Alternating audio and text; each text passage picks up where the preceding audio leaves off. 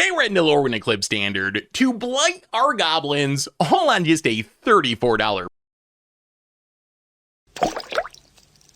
Hello everyone, it's Seth, probably better known as Saffron Olive, and it's time for another edition, in our first Lorwyn Eclipsed edition of Budget Magic, and we have a fun one this week. We are heading to our new standard format to blight up some goblins. We are playing some $34 budget Blight Goblins, which is kind of like a goblin aristocrat deck in a weird way. So let's talk about the deck, what it's trying to do, jump into some games, see the deck in action. So we are built today around two new goblin cards from Lorwyn Eclipsed, Boggart Mischief and Boggart Curse Crafter.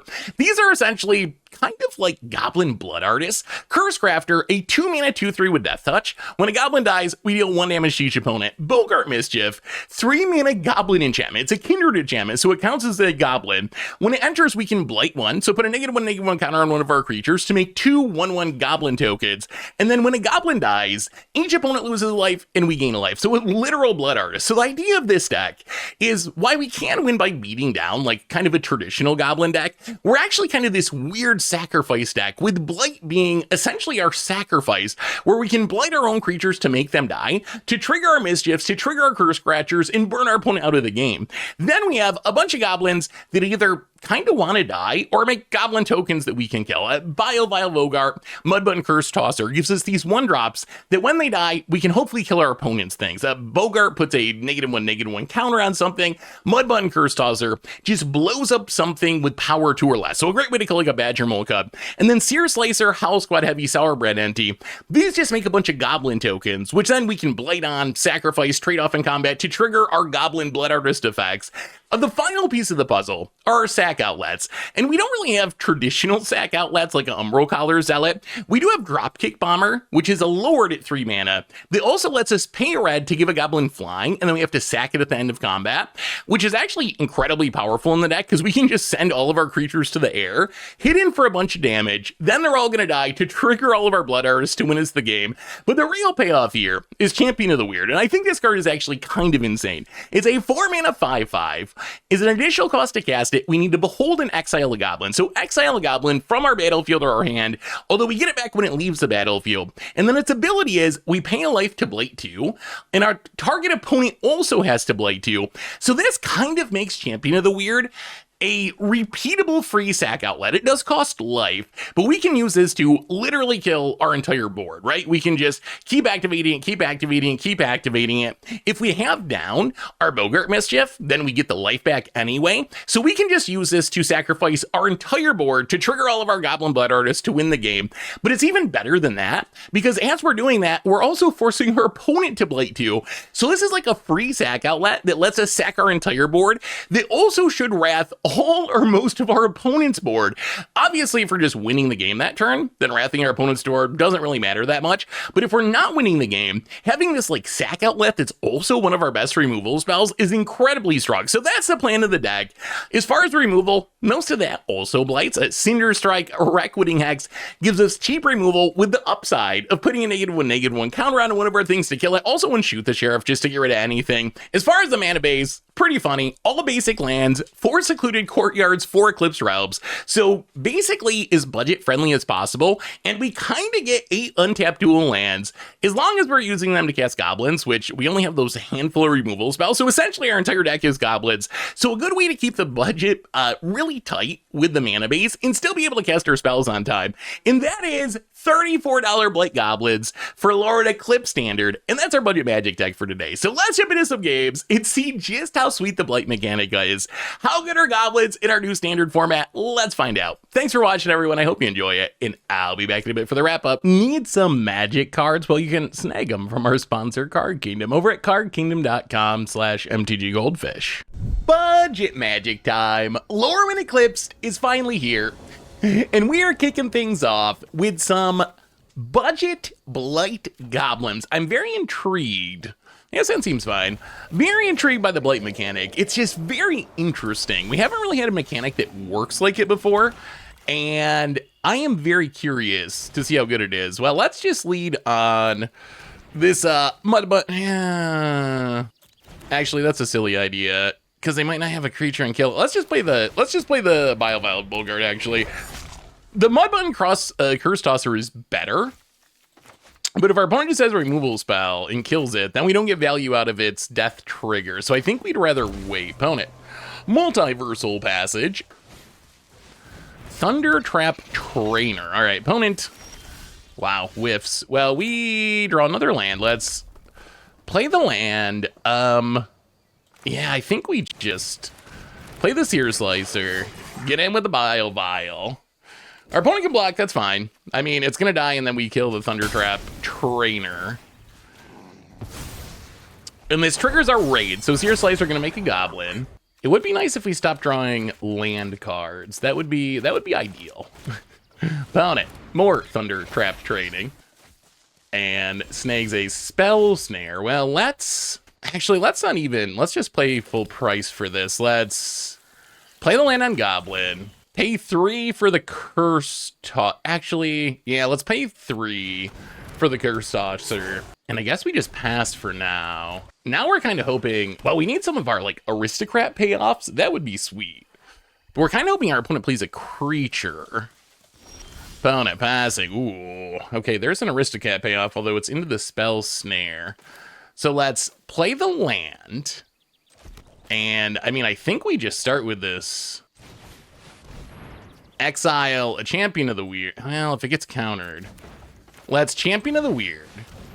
Let's just exile this Goblin token.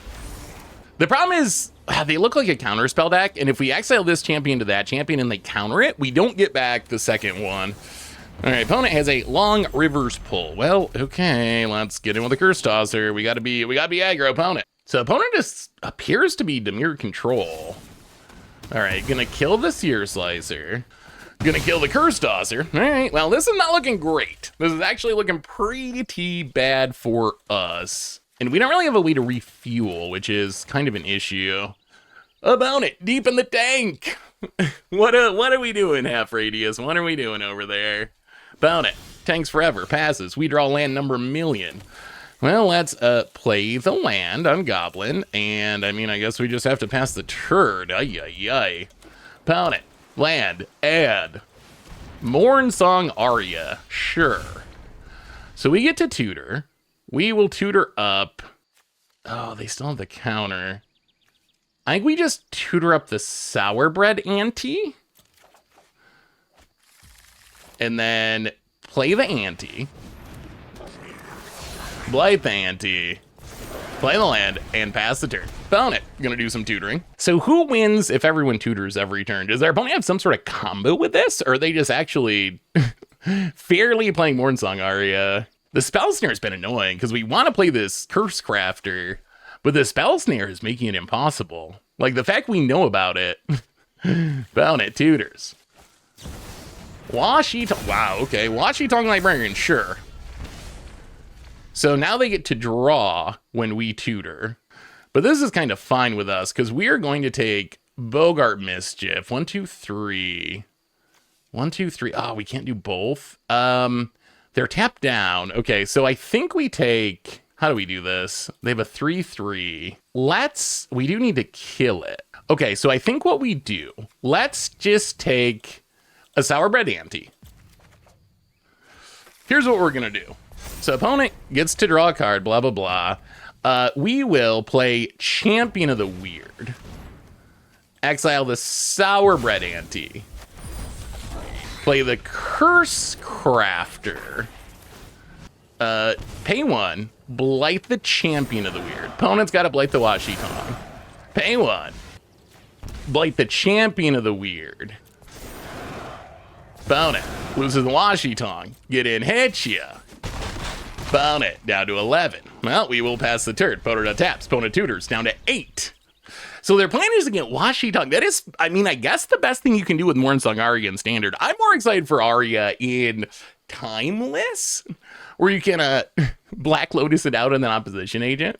I think that's the format I'm most hyped for it in. Opponent tutors with the Aria. I mean, they probably can tutor up a Wrath.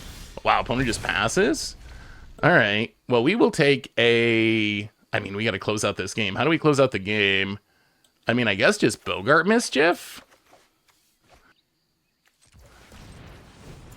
A Bogart Mischief? Okay, so opponent bitter triumphs. We get back the Sourbread ante. We ping ya. I mean, if you got removal, you better use it, because you were going to keep losing life, opponent, okay? Kills the Sourbread ante. Well, we will Blight on the Curse Crafter. Hit you to 3, and then Arya, got him. Tutor away, and that was an interesting game. Well, Mornsong Arya.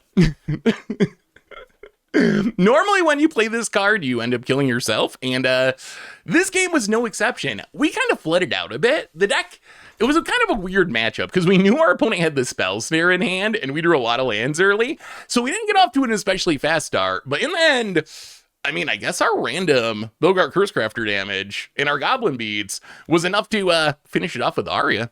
Yeah, sweet. We're going to try this. We got turn 1 removal. Got a little curve here with a Cursecrafter into Bogart Mischief opponent. Llanowar Elves. Okay. Well, we're going to have to kill that.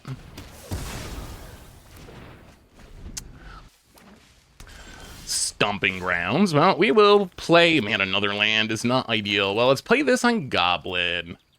Run out a Bogart Cursecrafter Pester. All right, how about no Badger Mole Cubs? Found it, Forest. Formidable Speaker to find a Badger Mole Cub. All right, discards a land. I mean, Formidable Speaker, I think, is one of the best cards in the set. Gonna make the Reanimator deck even better for sure. And I think, yeah, there's the Badger Mole. Oh no. We're experiencing the Great Flood. Bogart Mischief. Let's Blight the Cursecrafter. And yeah, no point in attacking. Well, we gotta just hope we draw goblins and not lands. Goblins and not lands, please, Magic Gods. Goblins and not lands. That is our request. I mean, every goblin that dies hits our opponent for 2, which is nice.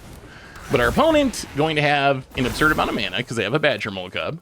The Formidable Speaker even makes mana with the Badger Mole Cub land. Multiversal Passage down to 16. Opponent makes mana. Gonna untap it to make even more mana. And Leyline of the Guild Pact. Sure. Oh my goodness. Well, let's get in with this Cursecrafter. We will trade it with the Badger Mole Cub.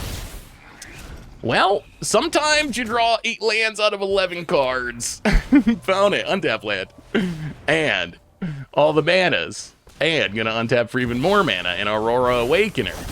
Gonna put 5 permanents into play. Badger Mole Cub, Aurora Awakener, Ball Lightning, 2 Leylines of the Guild Pact, and I mean, I think we're a little dead here because I get to do it again with the Aurora Awakener. Spin it to win it. Oh, and another Badger Mole Cub. Awakener number 2. We get another Awakener. Yeah, I mean, Awakener into Awakener is kind of absurd. I don't know about this Ball Lightning shenanigans. Our opponent also is not hitting lands, which is kind of fortunate for them. I mean, this game is actually literally just over. We do not have a card that answers this, unsurprisingly. But it passes, and well, at least we got to draw our 9th land. All right, fair enough. I actually don't know what to say about that other than the Magic Gods did not want us to win that game. Opponent's deck popped off, though. It was cool to see Aurora Awakener pop off. As we wait for our next game here, I cannot resist pulling up the calculator. 60 cards, 23 lands, sample size of 12, 9 lands. That will happen. I mean, basically 0% of the time. We will hit less than 9 lands 99.488% of the time. The most common number of lands that we would draw in that amount of cards is 5, 4.5, I guess. So yeah, we drew like twice as many lands as we typically would. All right, well, time to do some more goblining. We're on the draw for this one. Well, let's play the land past the turn. Opponent plains and barked. All right, well, we will play the land. Do we run out the Seer Slicer? Yeah, let's run out the Seer Slicer. Unfortunately, no 1-drop, so we don't get a trigger, but opponent Moon Shadow. Interesting. Not sure exactly what our opponent's trying to do with the Moon Shadow, but well, let's play the land on Goblin. And I think we just get down the dropkick bomber. Actually, you know what? Probably not. Let's just pass. They probably just trade it with a Bart, and that seems not worth it. Hopefully next turn, with the help of the Shoot the Sheriff, we should be able to start attacking. Also, dropkick bomber. Ooh, all right, Vengeful Bloodlord. Dropkick bomber is also one of our sack outlets, which is kind of cute. Goblins are not like, oh man, if we draw land. Ooh. Okay, so we have to play a land. I think this might mean we kind of win, because now we can Champion of the Weird, exile a Seer Slicer, and I think it might be time to do a little bit of blighting here. So opponent, we're going to pay a life, and we're going to blight you for 2 and blight our Champion of the Weird. I think Champion of the Weird might actually be like a bomb. Wow. I don't know about this. Opponent going to sack. Get some triggers. Get a counter off the Moon Shadow. Then lose the Moon Shadow. Then we will blight you again. Counter on the... Oh, yes. Champion of the Weird seems good. Blight you again. Now we get to go to combat. Hit you. Down to 16. End step. Get a Raid Goblin. And, I mean, our opponent is missing land drops, which I'm sure is helping. But Champion of the Weird seems kind of busted. So now we can play a land. We can play 1, 2, 3... Another dropkick bomber. Champion of the Weird. Oh, Champion of the Weird is just like, it's like an infinite wrath. Blight onto the new dropkick bomber. Play another Seer Slicer Goblin. Oh my goodness. What a Goblin game. Hit ya down to 3 and go ahead. 2 Goblins end step and there's no coming back. I mean, there is no coming back from that. Opponent finally found land number 3, but we have 8 goblins on the battlefield. Found an emptiness. Get a little removaling of a dropkick bomber, a Seer Slicer Goblin, sure. Well, there's an emptiness. It's just a bit too late. Get in, hit ya, and good game. Thank you, opponent. And okay. Champion of the Weird might be a Magic card. Oh man, the Champion, I'm telling you. The downside of this card is you gotta be a Goblin deck, right? The upside of this card is immense. Like, it's a free sack outlet that also repeatedly wraps your opponent's board. Champion of the Weird is kind of crazy. And yeah, I mean, we benefited from our opponent stumbling around on lands a little bit, but that felt really good. Wow. Sand actually looks pretty good. We're on the play. We got a pretty aggro start. This time we actually need to hit a land or two. Like, if we just curve out and go, like, hit our land drops, this hand might actually be very good. 1-drop, 3-drop, 4-drop. Well, let's Secluded Courtyard on Goblin and get down the Bile of Bucket. Bogart. I'm still not sure with Mudbun cross Curse Tosser. Is it better just run it down on 1? Oh boy, I hope we draw land. Well, let's Curse Tosser. We will Behold a Goblin. It will be the Bogart Mischief. Hit you for a 1. Down to 19. Oh, we need to hit a land. We need to hit a land this turn. If they have Badger Mole Cub, we Bogart Mischief, Blight on the Curse Tosser. Oh, Great Divide Guide. Ooh, okay, land. Oh, no. I think we are probably dead. Hit you to 17. That was the turn. We needed to hit the land, and then Bogart Mischief blights on the Curse Tosser, kills the Curse Tosser, kills the Great Divide Guide. But, as it is, we are in serious trouble. Opponent, Ferdrock Core, Changeling Mana Rock, and another Great Divide Guide. We still don't draw land. Well, we will play a Seer Slicer Goblin. Hit you with the Curse Tosser. Trigger the raid. I mean, we can make a bunch of bodies, but we're so far behind on mana. This is the opposite. It's the opposite of that game where we drew 9 lands in 12 cards. We have the opposite problem. I feel like 23 lands is probably the right number. If anything, you could argue maybe it's greedy, but we do have some 4-drops. Not a ton, but that's where our curve stops. So I feel like it's the right amount. Opponent, Mischievous Sneakling. All right, we're doing some Changeling ally action. Opponent's deck looks funny. I will give it that. I mean, remember too, we are an aristocrat deck, so ideally, eventually, we win by sacking all of our stuff. Our only sack outlet, though, at the moment, another core, is the bomber. Oh, I see. It's a sliver. It's a sliver deck. So now this thing gets double strike and haste. Yeah, if we do not hit a land this turn, we are almost certainly dead next to our opponent. You're not dead next turn, but dead very shortly. Opponent thinking about attacking, deciding not to attack. We do not hit a land. So instead, we will play a Seer Slicer Goblin and get in with the Curse Tosser. I mean, so we don't get to kill it in combat because it has double strike because of the hive pool. However, wow, opponent just takes it. All right, down to 11. Well, we make a couple goblins past the turn. Hold. We need a land. We need a land. Opponent, Mutable Explorer. One of my favorite cards from the set. Gets a Mutavault token. See, we're going to have to start chump blocking, which is fine if we can get down the Bogart Mischief so we have a Blood Artist effect. That is the missing piece of the puzzle, is land number 3, opponent. So 1, 2, 3, 4, 5, 6, 7, 8, 9, 10. That is a lot of damage. 1, 2, 3, 4, 5, 6, 7, 8, 9. I mean, if our opponent swings out and we draw a land, I think we just kill them on the backswing. Yeah, I think we have to block the Sneakling. Thankfully, it's not Trample and Haste. And then we can kill the Mutable Explorer. We drop to 17. Wow, okay, it's a Kaido. Interesting. Sure. Well, we dropped to 12. Yeah, that's not good. I'm not even sure if a land does it now. Even if we draw a land, are we still just dead? Man, if we had drawn a land any of the previous million turns. All right, we do draw a land. Eclipse Realm on Goblin. So if we play the Howl Squad heavy, we have 1, 2, 3, 4, 5, 6, 7 attackers. Opponent goes to 1. We can play Bogart Mischief. We're going to end up 1. Man, it just took us too many turns. What turn is this? Turn like 7 to hit land number 3, 6. I think it took us 1 or like 4 too many turns to hit land number 3.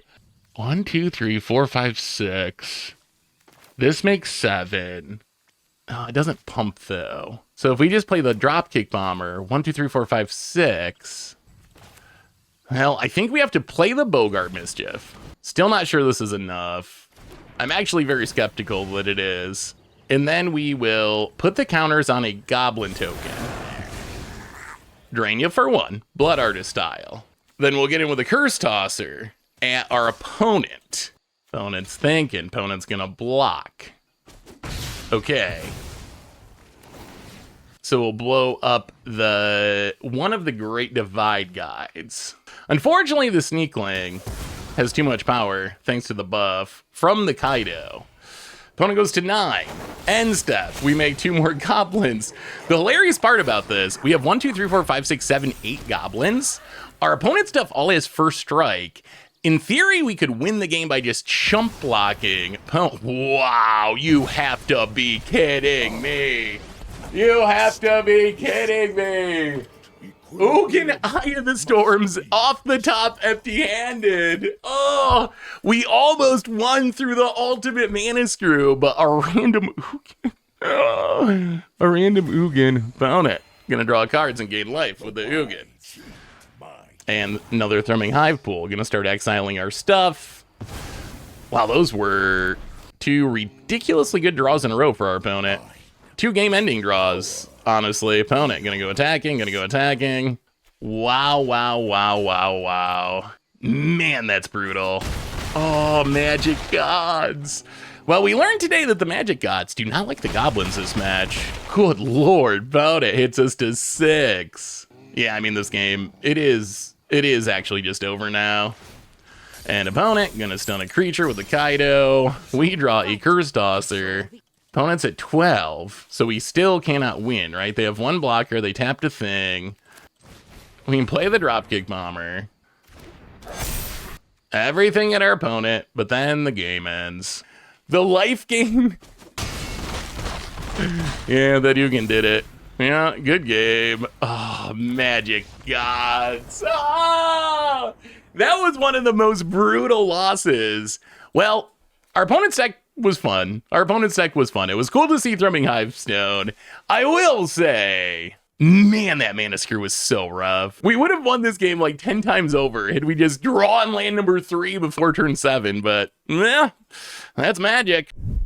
actually looks pretty solid. 1-drop, 2-drop, 3-drop. Got a little removal spell. What do we want? I guess just more goblins, I guess. Well, let's start with Swamp. Yeah, let's play the Swamp. Get down the Curse Tosser. Behold a Curse Crafter. Curses all around. Pass the turn. See what our opponent's up to. A Vandoe. Well, we will play a Mountain. Get down the Curse Crafter. And hit you with a Curse Tosser. Opponent down to 18. Champion the Weird is not a bad draw. Opponent, do you have a Badger Mulk up? Bramble Familiar. Well, that's a land. Yeah, I mean, I think we stay a little greedy here and just play the Lord. We could kill the Mana Dork, but I think this is just better. I think we just play the Lord and attack. Opponent goes to 12, and then next turn, hopefully, Champion can clean up whatever our opponent's doing. Unless this is Kona Omniscience. Well, it's a Kona. All right, well, are we dead? On second thought, are we dead? Kona. Progenitus into play. All right, well, we will play a land on Goblin.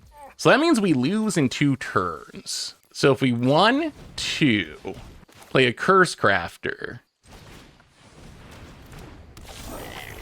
then Crowd of Cinders, kill the Kona, and then I think do we get in with the Curse Tosser? Oh, we have to make sure we can win next turn. So if we attack with everything, our opponent blocks Progenitus, takes 6, 7, 8. Yeah, I think we just all out attack. I think that's all we can do. Opponent, what are we gonna block? Gonna block a Curse Catcher. Okay, so opponent goes to 7. Curse Catcher dies. Opponent gets pinged down to 6. All right, can we close out this game next turn? Opponent, oh man, it's gonna be close. We can send 2 goblins to the air. Formidable Speaker. I think we can do it, right? Like, so Dropkick Bomber, give this flying, attack with both. End of turn, we sacrifice the Curse Tosser first, so it triggers the Curse Crafter, and that should be Xaxes, right? The Progenitus makes this Champion of the Weird a little weird, I guess I would say. It's a little bit tricky. Opponent going to get another Kona, sure. Play as a land, sure. Bramble Familiar, sure. All of this is fine. Are we gonna beat a Progenitus? Oh man, I'm really worried about these triggers and Arena not doing them properly. Opponent gets in with the Progenitus. We drop to 10. We draw a Mountain. Well, play the Mountain. Dropkick Bomber. The Curse Tosser. Dropkick Bomber. The Curse Crafter. Hit ya down to 1. And then... No!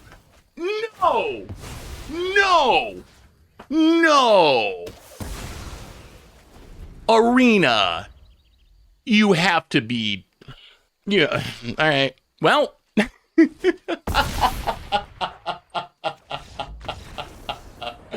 I mean... Okay, well, it goes down as a loss technically, although we 100% won that game. Like, oh, Arena's so bad sometimes. Well, I guess we needed to go into full control and try to order which direction the goblins die. Unclear why Arena just chose to sacrifice it in the way that did not let us win the game instead of the way that would win us the game. So, well... I guess it's a good learning experience. If you're gonna play this deck and you're doing shenanigans with Dropkick Bomber, you need to go to the settings and turn off auto order triggers apparently, because Arena will do it in the way that makes you lose to Progenitus. Today we learned.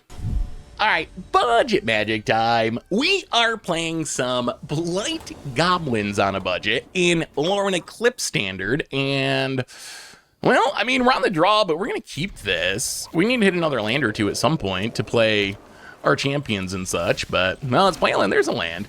Let's get down the Bile Vial, Bogart. Go. Opponent, starting town, and Flame Braider, so elementals, and I think we actually just have to kill that. Making 2 mana for elementals is kind of scary. That means our opponent could start dropping some really big stuff way too quickly.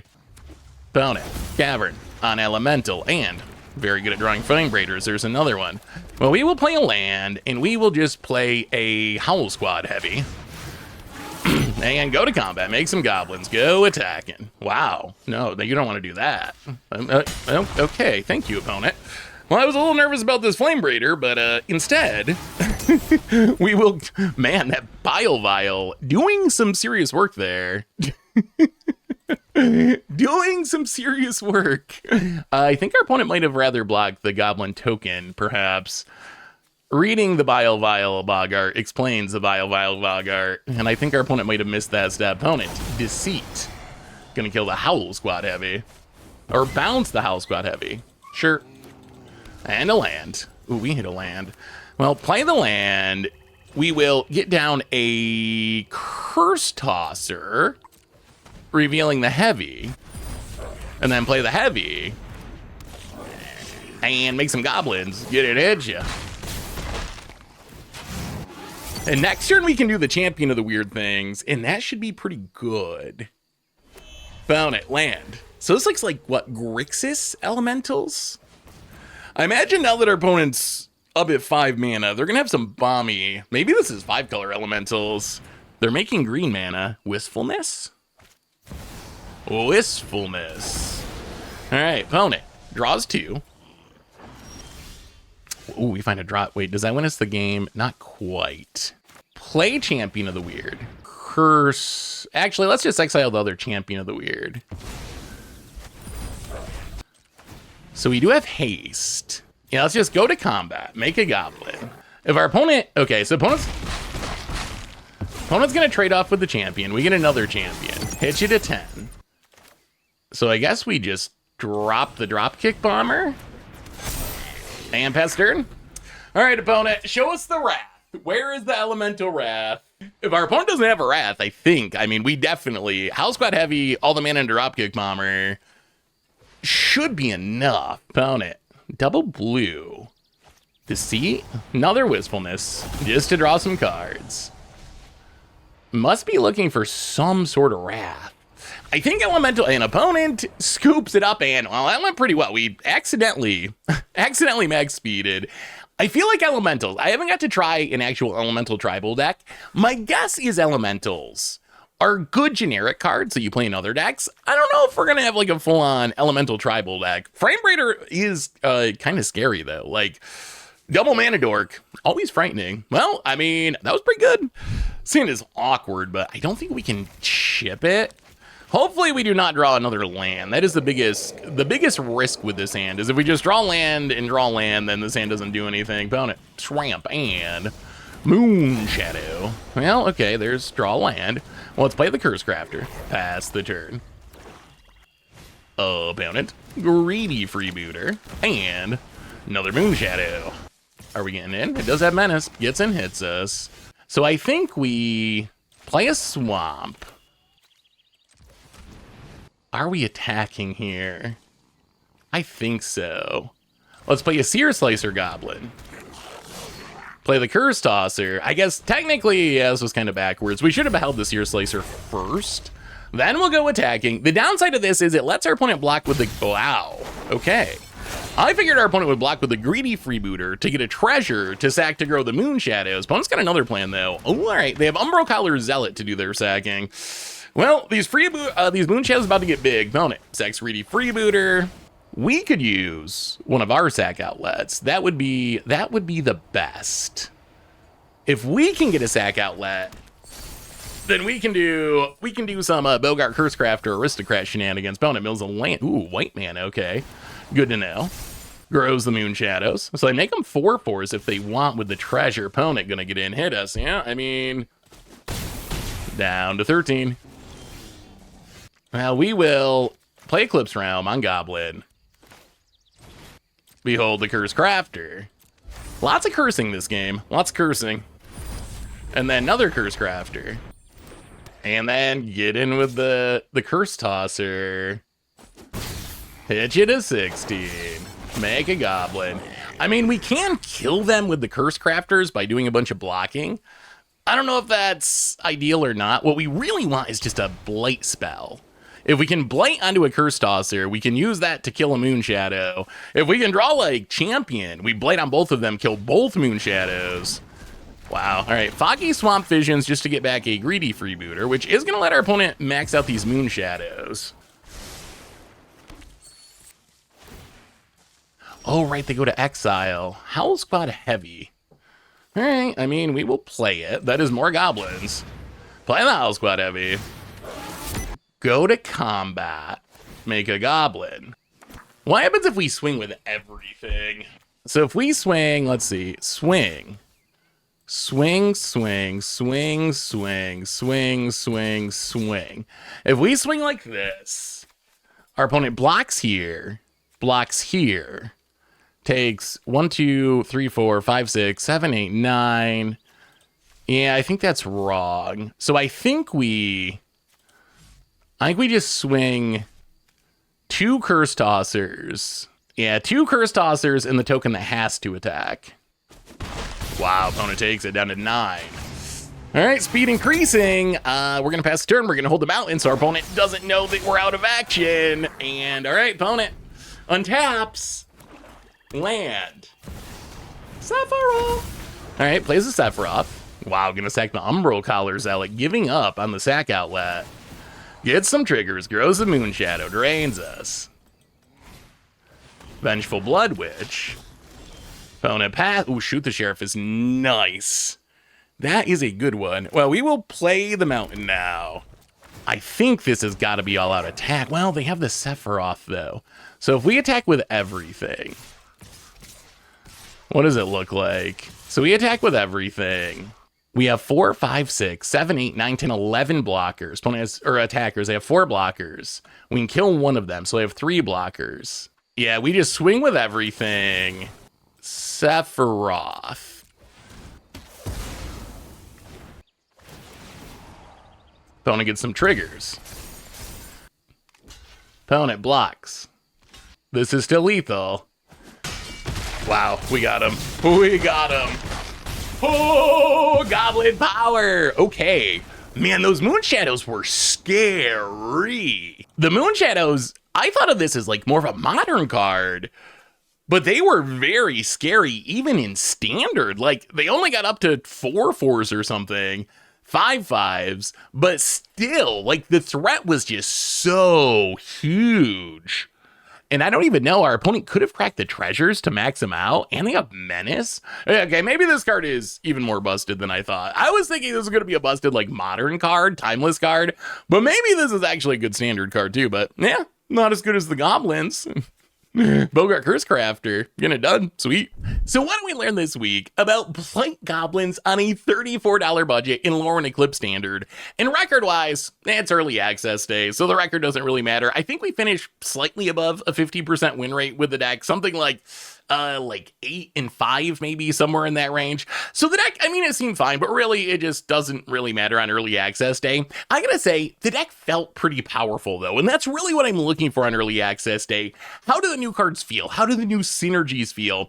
And I gotta say, Champion of the Weird, when we drew that card, it felt super busted. Like, it was so good. It really was the sack outlet that let us sack our entire board, but also would wrath our opponent's entire board.